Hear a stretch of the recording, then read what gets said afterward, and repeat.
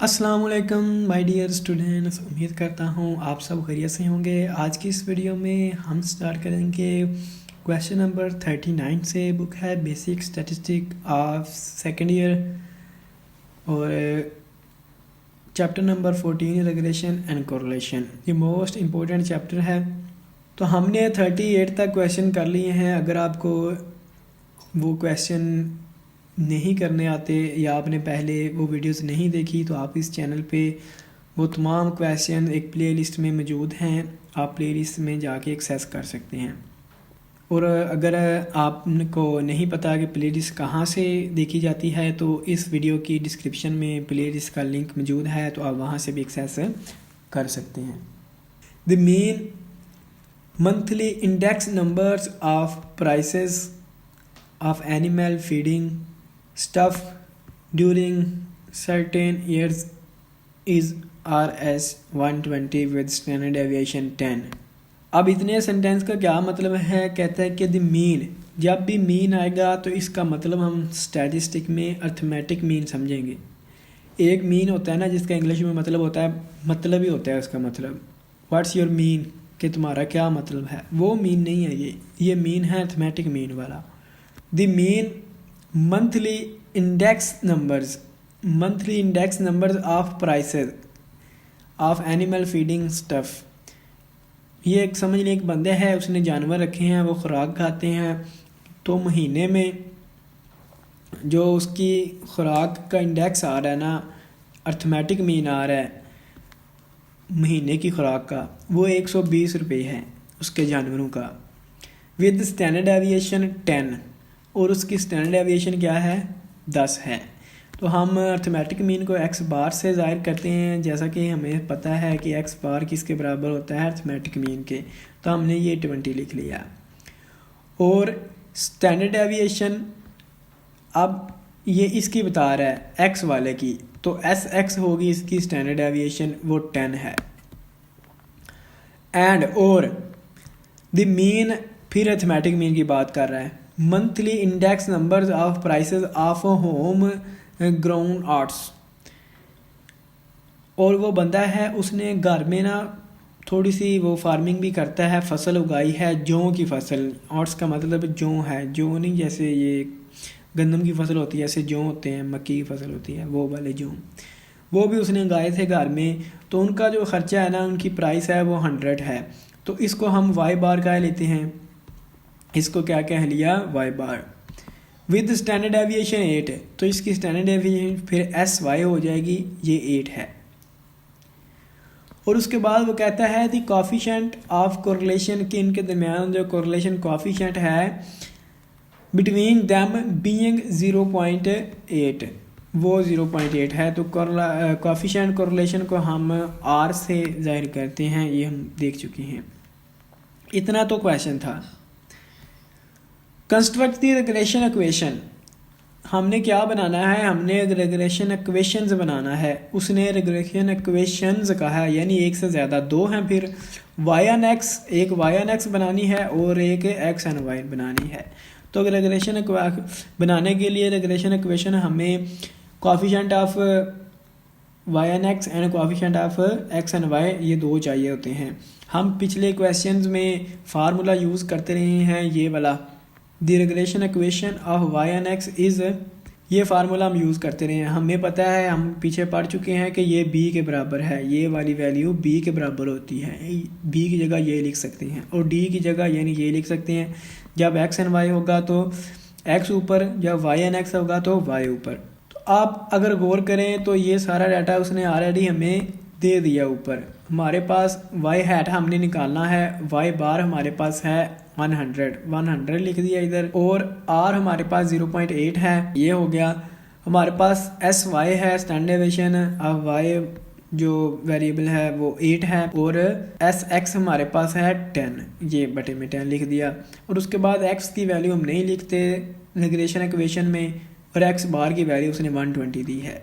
ये सॉल्व करना है पहले, और उसके बाद ये अंदर मल्टीप्लाई हो जाएगा इसके साथ x के।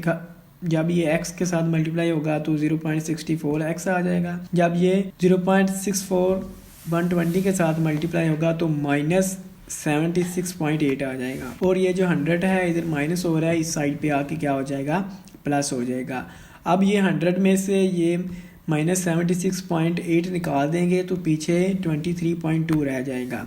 तो ये देखें हमारे पास ये B है, ये A है और ये X है, तो ये बन गई हमारे पास Y on X, regression line Y on X। Same इसी पैटर्न पे इसी हिसाब से हमने X एंड Y निकालनी है, तो वैल्यूज़ पुट कर देंगे, X की जगह X की वैल्यू पुट कर देंगे और Y की बार की जगह Y बार की वैल्यू, और यहाँ पे इनकी वैल्यूज़ पुट करके हम सॉल्व करेंगे बिल्कुल इसी तरीके कार से। फ़र्क सिर्फ इतना है कि ये X एंड Y है तो इधर XY आएगा, और इधर ये X एंड Y है ना तो इधर Y हैट माइनस Y बार आएगा, और इधर जब X ऑन Y हो जाएगा तो Y हैट माइनस X बार होगा। ये Y ऑन X है सॉरी इधर, इसलिए ये Y वाला इधर आ जाएगा। ठीक है, सिर्फ यही फ़र्क है। तो इस दफ़ा भी ये मल्टीप्लाई होके 1 आ जाएगा, ये 1 आ गया, तो 1 को जब मल्टीप्लाई करें तो वही आ जाता है, इससे कोई फ़र्क नहीं पड़ेगा। तो ये 120 इधर माइनस हो रहा है, इधर आगे प्लस हो जाएगा। तो 100 में से 120 में से 100 निकाल दें तो 20 रह गया, तो X hat is equal to Y plus 20। ये हमारे पास एक रेग्रेशन इक्वेशन आ गई, यही हमने फाइंड करनी थी, X एंड Y और Y and X। Question number 39 complete हो गया है। अब हम बढ़ते हैं क्वेश्चन नंबर 40 की तरफ। अगर मेरी स्पीड थोड़ी ज़्यादा है तो आप ना इस वीडियो में सेटिंग में जाएं तो उधर ऑप्शन होता है कि आप स्पीड स्लो कर सकते हैं। नॉर्मल से आप 0.75 पे कर दें, और अगर मेरी स्पीड स्लो है और आप वहां से फास्ट भी कर सकते हैं। ठीक है, और अगर आपको ये वीडियो ब्लर नज़र आ रही है तो आप सेटिंग में जाके क्वालिटी HD कर दें, 1080 पे कर दें तो आपको ये HD नज़र आएगी। The following summary statistics were recorded. ये क्वेश्चन नंबर 40 है। इसमें हमारे पास ये डाटा ऑलरेडी गिवन है, हमने इस हिसाब से अब कैलकुलेशन करनी है। डाटा हमको दे दिया गया है, वो हमसे चाहता क्या है, show that the coefficient of correlation यानी R is geometric mean of regression coefficient. कहता है कि जो कोएफिशिएंट ऑफ कोरिलेशन है ना वो रेग्रेशन कोएफिशिएंट का ज्योमेट्रिक मीन होता है, आपने ये बताना है। अब आपको टेंशन पड़ गई होगी कि ज्योमेट्रिक मीन कहाँ से आ गया, ये तो हमने फर्स्ट ईयर में पढ़ा था चैप्टर नंबर 3 में, लेकिन कोई बात नहीं, ये बहुत इजी क्वेश्चन है। तो हम पहले कोएफिशिएंट ऑफ कोरिलेशन R निकालते हैं। तो R निकालने के लिए हमारे पास डिफरेंट फार्मूले हैं, उन पे हम एक नज़र दड़ा लेते हैं जी। क्या क्या फार्मूले हैं हमारे पास, ये मैंने फार्मूले ओपन कर लिए। ये देखें जी, ये सारे कोएफिशिएंट ऑफ कोरिलेशन निकालने के फार्मूले हैं, ये सारे R के बराबर हैं। तो अब हमें कौन सा फार्मूला यूज़ करना होगा, ये हम हिसाब लगाएंगे अपना डाटा देख के। ये हमारे पास गिवन डाटा है, इसमें देखें x minus x bar square आ रहा है, तो इसमें आ रहा है x minus x bar square, इसमें y माइनस बार स्क्वायर आ रहा है, तो इसमें आ रहा है, हाँ जी। और उसके बाद और क्या है, x माइनस एक्स बार समेशन, ये भी है जी। अच्छा, ये है, इसमें भी है, ये है, इसमें भी है, और ये है डाटा में, इसमें भी है, यानी ये वाला फार्मूला लग जाएगा, हमारे पास रेग्रेशन कोएफिशिएंट निकल आएगा। तो ये वाला फार्मूला ये देखें इधर लिख दिया, ये सेम फार्मूला है। अब हम कैलकुलेशन कर लेते हैं। ये ऊपर वाली जो सारी लिखी हुई है ये इक्वेशन ये -100 के बराबर है, तो इसकी जगह -100 पुट कर दिया। और जो नीचे वाली है पहले तो ये डाल दिया जजर, उसके बाद x minus x bar square लिखा हुआ है, ये 80 के बराबर उसने दिया है, तो हम इधर इसकी जगह सारे की जगह 80 लिख देंगे। और ये जो उसके साथ मल्टीप्लाई हो रहा है, ये किसके बराबर उसने कहा है कि ये हमने दिया है 170 के बराबर, तो इधर 170 हो गया। इन दोनों को मल्टीप्लाई करें आप और इनका जजर ले लें, तो आपके पास ये 116.6190 आना चाहिए। और इन दोनों को डिवाइड करेंगे, डिवाइड करके 0.86 आ गया हमारे पास, माइनस वैसे का वैसा ही साथ रह गया। अब ये हमने क्या निकाला है, regression coefficient, sorry correlation coefficient. तो ये माइनस में वैल्यू आ गई है, तो माइनस में ये बहुत बड़ी वैल्यू है, तो इनके दरमियान जो स्ट्रॉन्ग नेगेटिव रिलेशनशिप है कोरिलेशन। अब हमने दूसरा काम क्या करना था, ज्योमेट्रिक मीन फाइंड करना था, कि हमने साबित करना था ये जो कोरिलेशन कोएफिशिएंट हमने निकाला है ना, ये ज्योमेट्रिक मीन है ऑफ रेग्रेशन कोएफिशिएंट का। रेग्रेशन कोएफिशिएंट कौन से होते हैं, बी और डी, जिसे हम कहते हैं बी वाई एन एक्स और बी एक्स एन वाई, तो उनको निकाल लेते हैं, फिर ज्योमेट्रिक मीन की बात करते हैं। Geometric mean of regression coefficient, यानी रेग्रेशन कोएफिशिएंट्स, ये एस आया ना साथ, इसका मतलब है दोनों निकालने हैं। कोएफिशिएंट होता फिर एक था, कोएफिशिएंट्स आ गया, तो अब वो दोनों फाइंड कर लेते हैं।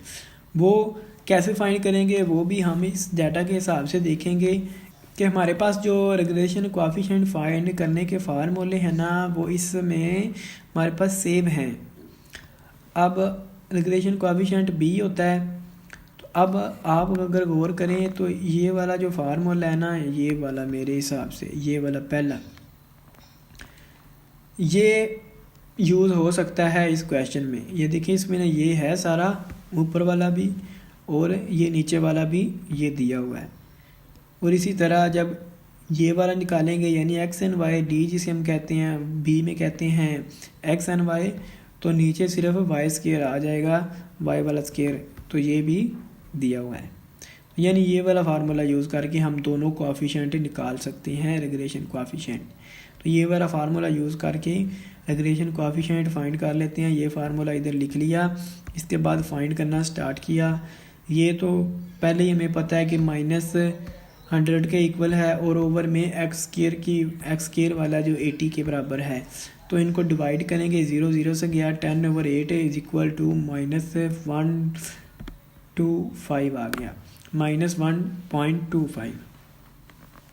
ये हमारे पास regression coefficient Y on X का है। अब इसी तरह ये वाला फाइंड करेंगे, लेकिन सिर्फ फ़र्क इतना होगा, यहाँ वाई वाला आ जाएगा, ये एक्स एन वाई है ना इसलिए, तो ये ऊपर -100 वैसे ही, और नीचे इस बार क्या आ जाएगा 170, डिवाइड किया तो -0.56 आ गया। दोनों रेग्रेशन कोएफिशिएंट्स निकाल लिए। अब हमारा टारगेट ये था कि हमने ये शो करना है, show that the coefficient of correlation, कि ये जो कोएफिशिएंट कोरिलेशन निकाला है ना, इज़ द ज्योमेट्रिक मीन, ये ज्योमेट्रिक मीन है ऑफ रेग्रेशन कोएफिशिएंट्स का, इन दोनों का ज्योमेट्रिक मीन है। तो अब इन दोनों की मदद से हम रेग्रेशन कोएफिशिएंट दोबारा फाइंड करते हैं। तो इसकी फार्मूला कौन सा यूज़ करेंगे, इसमें हम फार्मूला यूज़ करेंगे जी, रेग्रेशन कोएफिशिएंट में चले जाते हैं। ये देखें प्लस माइनस में r is equal to D B, यानी बी वाई एन एक्स और एक्स एन वाई, ये भी r के बराबर है। तो इधर समझें ये इक्वल में r लिखा हुआ है ऐसे,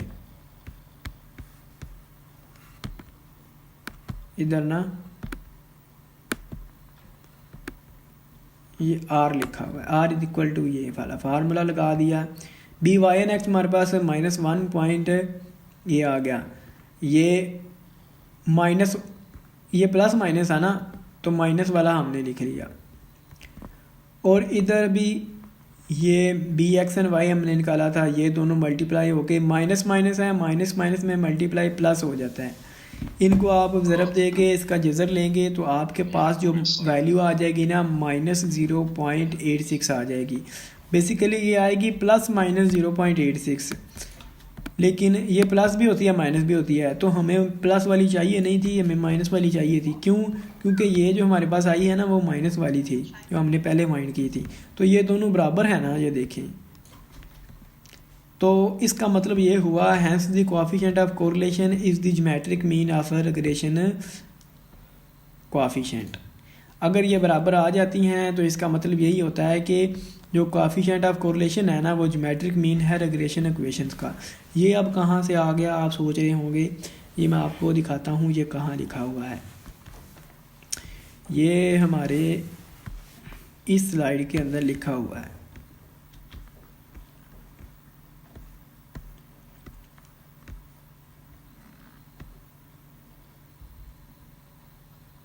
ये देखें, ये मैंने प्रॉपर्टीज ऑफ कोरिलेशन कोएफिशिएंट निकाल ली हैं। इट इज़ से मुराद है यानी correlation coefficient is the geometric mean, ये ज्योमेट्रिक मीन होता है ऑफ टू रिग्रेशन कोएफिशिएंट का।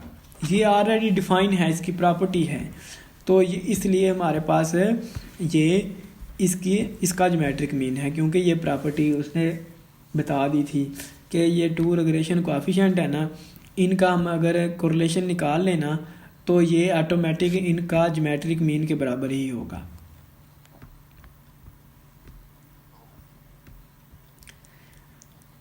अब देखें जी question number 41, compute the coefficient of correlation, यानी आर निकालें, रिलेशनशिप निकालें between X and Y. X and Y variable है, इनके दरमियान आप तल्लक जाहिर करें। वेरीफाई दैट, और ये भी साबित करें, the coefficient of correlation is the geometric mean of two regression coefficient. वही सवाल है कि आप ये भी बताएं कि ये टू रिग्रेशन कोएफिशिएंट का ज्योमेट्रिक मीन होता है। टू रिग्रेशन कोएफिशिएंट फिर निकालेंगे और उनको वैसे ही आर के साथ बी डॉट डी यानी प्लस माइनस करके अगर वही आ गया तो इसका मतलब है कि ये ज्योमेट्रिक मीन होता है, ये प्रॉपर्टी है। तो सबसे पहले हमें क्या निकालना है, हमने कोरिलेशन निकालना है। कोरिलेशन का फार्मूला बनाएंगे, जो हमने ऊपर यूज़ किया है वो फार्मूला हम इधर यूज़ करेंगे, वही ये वाला ऊपर यूज़ किया था ना इस क्वेश्चन में, यही हम इधर यूज़ कर लेते हैं इस डाटा पे। आपको सिर्फ इतना क्वेश्चन दिया जाएगा यहाँ से लेकर यहाँ तक, और ये सॉल्यूशन आपने खुद लिखना है। हमने कोरिलेशन कोएफिशिएंट निकालना है। मैं कोरिलेशन कोएफिशिएंट को बार बार रिग्रेशन कोएफिशिएंट कहा जाता हूँ, क्योंकि रिग्रेशन कोएफिशिएंट पढ़ा के वो ज़ुबान पे चढ़ गया है। हम कोरिलेशन की जगह भी रिग्रेशन में कहे जा रहे हूँ। तो आपने ये फ़र्क रखना है कि आपने बुक से देख लेना है कि क्या लिखा है, रिग्रेशन और या लिखा है या कोरिलेशन लिखा है, क्योंकि दोनों मिलते जुलते हैं और शुरू से रिग्रेशन कह रहे हैं, तो इसलिए वो मेरे मुँह से निकल जाता है। Compute the coefficient of correlation यानी आर निकालना है। आर का फार्मूला हम वही यूज़ करेंगे जो ऊपर किया, कोई भी कर सकते हैं, इनमें से मसला नहीं है। ये जो फार्मूले थे ना, ये आर के, ये आप कोई भी कर सकते हैं, किधर के, ये यूज़ कर लें, ये कर लें। ये करना है तो आपको ये सारी चीज़ें चाहिए, ये आप सबको निकाल लें। ये करना है तो ये निकाल लें, ये करना है ये निकाल लें, आपकी मर्जी है, आंसर विल बी सेम। तो हम ऊपर वाला फार्मूला यूज़ कर लेते हैं, यानी ये वाला फार्मूला। तो इस फार्मूले में हमें एक चीज़ ये चाहिए, एक ये और ये, तीन चीज़ें चाहिए। ये कैसे बनेंगी अब हम इसको मैं थोड़ा जूम आउट करता हूँ और आपको साथ साथ समझाता हूँ और बताता हूँ। क्वेश्चन में हमें सिर्फ एक्स और वाई दिया हुआ था, बस, इसके अलावा कुछ नहीं दिया हुआ। अब ये एक्स और वाई क्वेश्चन में हमें दिया हुआ था, तो हम इनको ना गिन लेते हैं, कितने 1 2 3 4 5 6 7। तो हमारे पास n कितना हो गया, 7। जितनी इनकी तादाद होती है उतना n होता है, n 7 हो गया। अब अगर इन सब को जमा कर लें तो हमारे पास क्या बन जाएगा, समेशन x, और हम जानते हैं कि summation x over n is equal to arithmetic mean, यानी x बार। तो समेशन x 112 है और n मान गिना था, ये 7 थे, तो 112 ओवर 7 किया तो ये 16 आ गया, यानी 16 आ गया। x बार की वैल्यू क्या आ गई, 16 आ गई। लो जी, एक x बार तो निकल आया, क्योंकि इसमें x बार भी चाहिए, y बार भी चाहिए, तो y बार भी निकाल लेते हैं। बिल्कुल ऐसे ही इनको जमा करेंगे, समेशन y बन जाएगा। हम जानते हैं कि y बार बराबर होता है समेशन y ओवर n के। समेशन y 140 है और n हमारे पास 7 है, तो ये डिवाइड किया तो ये 20 आ गया। ये भी फाइंड हो गया, ये भी फाइंड हो गया, x बार भी हो गया, y बार भी हो गया। अब हमने क्या निकालना है, अब हमें चाहिए x माइनस x बार, और उन सब को जमा कर लेंगे तो वो समेशन x बन जाएगा, यानी x माइनस x बार चाहिए। अच्छा जी, तो ये हमारे पास x है, और इसमें से माइनस कर देंगे ये एक्स बार। एक्स कितना है, एक्स की पहली वैल्यू कितनी है 4 और एक्स बार कितना है 16। 4 माइनस 16, 4 माइनस 16 करेंगे तो ये -12 आ जाएगा। आप कैलकुलेटर से करें ना 4 माइनस 16 तो ये -12 आएगा। और इसी तरह 8 माइनस 16, एक्स बार तो सेम ही रहेगा ना, तो हर में से 16 निकालते जाएंगे।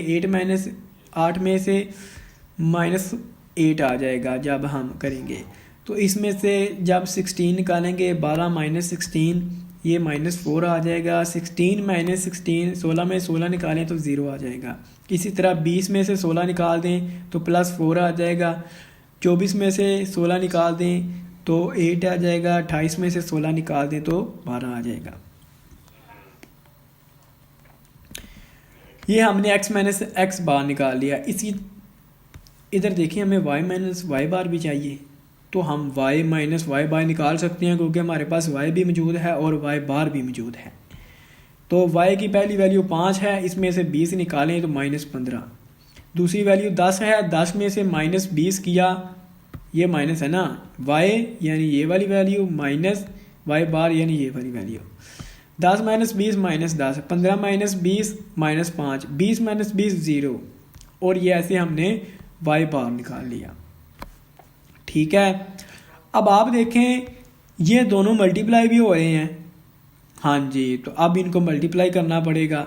तो x माइनस एक्स बार मल्टीप्लाई y माइनस वाई बार, तो इनकी वैल्यू ये है 12 -12 मल्टीप्लाई -15। माइनस माइनस मल्टीप्लाई होके प्लस हो जाते हैं। इन दोनों को आपस में ज़रब दें तो आप 180 आएगा। इन दोनों को ज़रब दें तो 80 आएगा। इन दोनों को 5 मल्टीप्लाई बाई 4 करेंगे तो ये 20 बनता है। 0 को 0 के साथ ज़रब दें तो 0 ही बनता है। तो ये सारे इस तरह हम निकाल लेंगे। अब अगर आप नीचे गौर करें तो हमें x माइनस एक्स बार का स्केयर चाहिए। तो ये हमारे पास x माइनस एक्स बार है, इसका स्केयर चाहिए। तो स्केयर इधर लिख लेंगे और इसकी हर वैल्यू का स्केयर ले लेंगे। 12 का स्केयर लेंगे ना -12 का, तो स्केयर हमेशा पॉजिटिव कर देता है नेगेटिव नंबर को।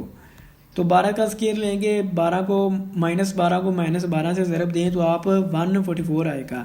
8 बार 64, 4 मल्टीप्लाई बाई 4 बाई 16, ये भी 16। ये हमने क्या ले लिया, x माइनस एक्स बार का स्केयर। इसी तरह y माइनस वाई बार का स्केयर ले लेंगे, ये भी हमें चाहिए। तो ये भी सारे नेगेटिव नंबर पॉजिटिव हो जाएंगे। यही फार्मूले में हमें ये सब कुछ चाहिए था, हमने निकाल लिया। अब इन सब को जमा कर लेंगे तो समेशन x माइनस एक्स बार बन जाएगा। इन सब को जमा करेंगे तो समेशन y माइनस वाई बार बन जाएगा। इस सारे को जमा करेंगे तो समेशन साथ लग जाएगा। इसको जमा करेंगे साथ समेशन लग जाएगा। इसको जमा करेंगे साथ समेशन लग जाएगा। हमें इधर समेशन x माइनस एक्स बार y माइनस वाई बार चाहिए, यानी ये वाला चाहिए। ये हमारे पास क्या आया है 560। इधर हमने ऊपर रख दिया 560। नीचे हमें अंडर रूट लगाना है, वो लगा लिया क्योंकि वो फार्मूले में लिखा हुआ था। नीचे हमें समेशन x माइनस एक्स बार का स्केयर चाहिए। ये x माइनस एक्स बार है, ये इसका समेशन है, स्केयर भी है ज़ात, तो ये आ गया 448। और साथ मल्टीप्लाई क्या हो रहा है, समेशन y माइनस वाई बार का स्केयर। तो ये y माइनस वाई बार का स्केयर है, ये 700 है। 700 मल्टीप्लाई कर दिया। इसको मल्टीप्लाई करें और फिर इसका जज़र लें, 560 आ जाएगा। ऊपर भी 560, नीचे भी 560। तो ये दोनों आपस में कट गए तो क्या आ गया, 1 आ गया। 560 डिवाइडेड बाय 560 करें कैलकुलेटर से 1 आएगा। तो ये हमने क्या निकाला है, R निकाला है हमने। रेग्रेशन, फिर मैं रेग्रेशन कह रहा हूँ, कोरिलेशन कोफिशिएंट निकाला है। तो हमने क्या करना था, compute the correlation coefficient between x and y। ये हमने इतना कर लिया है। Verify that the coefficient of correlation is the geometric mean of two regression coefficient. Regression coefficient यानी b, x and y and y and x। अब वो भी हमें निकालने हैं, तो वो भी हम इनकी मदद से निकाल सकते हैं क्योंकि हम पढ़ चुके हैं। ये वाला फार्मूला बी का, ये वाला, यही हम यूज़ करेंगे। एक दफ़ा ये करेंगे, एक दफ़ा ये करेंगे। इसमें नीचे y माइनस वाई, इसमें x माइनस एक्स बार आएगा बस। तो ये वाला फार्मूला यूज़ करते हुए हमारे पास ये वैल्यू ऑलरेडी हमें पता है 560 थी। ये क्या आई थी हमारे पास, ये 448 आई थी। इनको डिवाइड किया तो 1.25 आ गया। ये कोफिशिएंट था y एन एक्स। अब regression coefficient x and y निकालेंगे तो ऊपर तो वही रहेगा 560, लेकिन नीचे y minus Y bar square हो जाएगा, तो ये हमारे पास 700 था, तो ये 0.8 आ गया। अब हमने ये दोनों कोफिशिएंट निकाल लिए, इनकी रिग्रेशन निकालते हैं। वो वाला फार्मूला लगाएंगे b डॉट डी वाला, यानी r बराबर है, रिग्रेशन बराबर है प्लस माइनस, तो b y एन एक्स हमारे पास 1.25 है और b x एंड y हमारे पास 0.8 है। दोनों को मल्टीप्लाई करके आप इसका जज़र लें तो आपके पास 1 आना चाहिए। 1 आ गया। ये देखें हमारे पास ये रिग्रेशन था, ये 1 था, ऐसे करके कोफिशिएंट की रिग्रेशन लिया, फिर भी 1 आई है। तो प्रॉपर्टी कहती है कि जो कोफिशिएंट का कोरिलेशन हम लेना तो वो उसका ज्योमेट्रिक मीन ही होता है। Hence the coefficient of correlation is geometric mean of two regression coefficient. ये हम पीछे भी क्वेश्चन में पढ़ चुके हैं।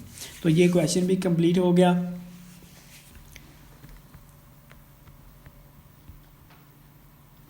अब देखें जी, क्वेश्चन नंबर 42 है, the marks of 8 student in economics and statistic Y are given. X और वाई दिए गए हैं, मार्क्स दिए गए हैं इकोनॉमिक्स में और स्टैटिस्टिक में। इकोनॉमिक्स में जितने मार्क्स हैं वो एक्स से डिनोट किए गए हैं, स्टैट में जितने मार्क्स हैं वो वाई से डिनोट किए गए हैं। Show that the correlation coefficient यानी R is the square root, वो स्क्वायर रूट है ऑफ रिग्रेशन कोफिशिएंट, के रिग्रेशन कोफिशिएंट का वो स्क्वायर रूट है। यानी ये जो आर है ना, इसका ये बराबर है कि अगर हम स्क्वायर रूट ले लें रिग्रेशन कोफिशिएंट का, रिग्रेशन कोफिशिएंट यानी बी और डी होते हैं ना, उनका स्क्वायर रूट ले लेना ऐसे अंडर रूट, इधर बी डॉट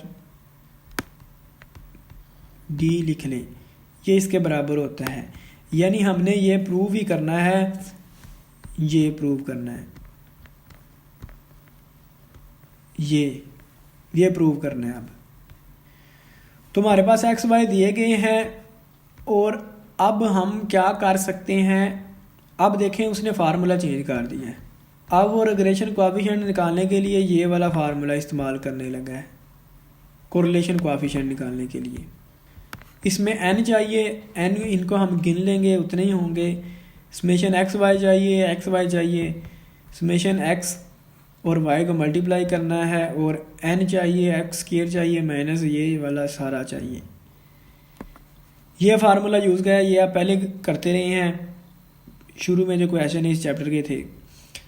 अब आपको पता है कि ये फार्मूला आपको पहले भी आता है, इस तरह भी हम रिग्रेशन कोफिशिएंट फाइंड कर सकते हैं कि अगर x निकालें और उसका सम निकाल लें, x y को मल्टीप्लाई कर दें, इधर x का स्क्वायर ले लें, इधर y का स्क्वायर ले लें, ये वैल्यू का इधर स्क्वायर, इस वैल्यू का इधर स्क्वायर, और इधर वैल्यूज़ पुट कर दें, यानी ये समेशन x है।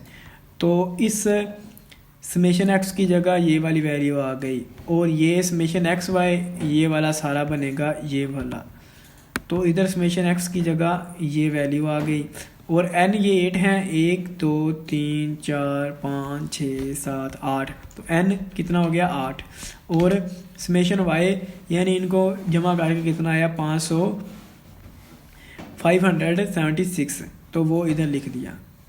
और ओवर में अंडर रूट लिख के n है 8 समेशन एक्स स्क्वायर ये है, इनका समेशन ये है, तो ये इधर लिख दिया। माइनस है समेशन एक्स हमारे पास ये है 496, इसका स्क्वायर, इसका होल स्क्वायर ले लिया, ये ब्रैकेट बंद हो गई। उसके बाद n फिर 8 समेशन वाई स्क्वायर, वाई का स्क्वायर ये है, और माइनस समेशन वाई, ये समेशन वाई इसका होल स्क्वायर। इस सारे को आपने मल्टीप्लाई करके माइनस करना है, पहले मल्टीप्लाई करना है फिर माइनस करना है, ठीक है। अगर आप पहले माइनस कर दें फिर मल्टीप्लाई करें तो क्वेश्चन गलत हो जाएगा और इसका आंसर 0.81 आएगा। और रेगुलेशन कोएफिशिएंट भी उसी ने इसी तरीके से निकाले हैं। ये तरीका आप पहले यूज़ करते रहे हैं शुरू वाले क्वेश्चन में और फिर ये साबित कर दिया है। लेकिन क्या आपको पता है कि आप ये वाला तरीका भी ये वाला तरीका जो हम ऊपर डिस्कस किया है सेम तरीका आप इसमें लगा सकते हैं। इधर हम क्या निकालेंगे x माइनस एक्स बार, वो कैसे निकालेंगे कि इनको गिलेंगे, ये समेशन x हो गया ना, ये समेशन x ओवर n यानी 496 ओवर n यानी 496 ओवर 8 करेंगे तो ये इसमें निकल आएगा x बार, क्योंकि इसमें भी x और y दिया हुआ है, इसमें भी सिर्फ x और y दिया हुआ था। आपने ये सेम सलूक करना है जो इसके साथ जो निकाला है, यही फार्मूला लिखाना है, सब कुछ यही लिखना है, ये भी ऐसे ही लिखना है, सिर्फ वैल्यूज़ ये वाली होंगी। इस तरीके से भी कर सकते हैं, लेकिन मैं कहूँगा आपने ये तरीका बना लिया तो इस तरीके से इसको भी करके देखें। अगर आपसे होता है तो आपने कमेंट में बताना है कि हमसे हो गया, ठीक है। और इधर जब आप ये निकाल लेंगे ना उसी तरीके से तो बस नीचे लिख देना है hence correlation coefficient is the square root of regression coefficient. Same है दोनों क्वेश्चन, बिल्कुल वैसे ही करना है। ये फार्मूला थोड़ा अलग है, अगर आपको ये इजी लगता है तो आप इस फार्मूले की मदद से ये वाला क्वेश्चन भी कर सकते हैं, बिल्कुल ऐसे ही। ये वाला फार्मूला उस क्वेश्चन इन दोनों में यूज़ हो जाएगा, वो वाला फार्मूला भी इन दोनों में यूज़ हो जाएगा। तरीकाकार आपको पता चल गया। लॉजिक आपने समझनी होती है, लॉजिक बनाना ही बेसिकली काम है। तो उम्मीद करता हूँ ये लेक्चर आपको बहुत ही अच्छे तरीके से समझ आ गया होगा, आपकी नॉलेज में फ़ायदा हुआ होगा। और अगर ये इन्फॉर्मेटिव था और कोई क्वेश्चन है तो आप कमेंट में पूछ सकते हैं और इस लेक्चर को अपने दोस्तों के साथ ज़रूर शेयर किया करें और इन क्वेश्चन की प्रैक्टिस करें अपने हाथों से। जब तक आप नहीं निकालेंगे तो आपको नहीं आएंगे, ये हक बात है, पर हक है, 100% श्योर है कि हाथों से नहीं करेंगे तो नहीं होगा, ठीक है। तो मिलते हैं हम नेक्स्ट क्वेश्चन में। खुदा हाफिज़, अपना ख्याल रखिएगा, तो भी याद रखिएगा।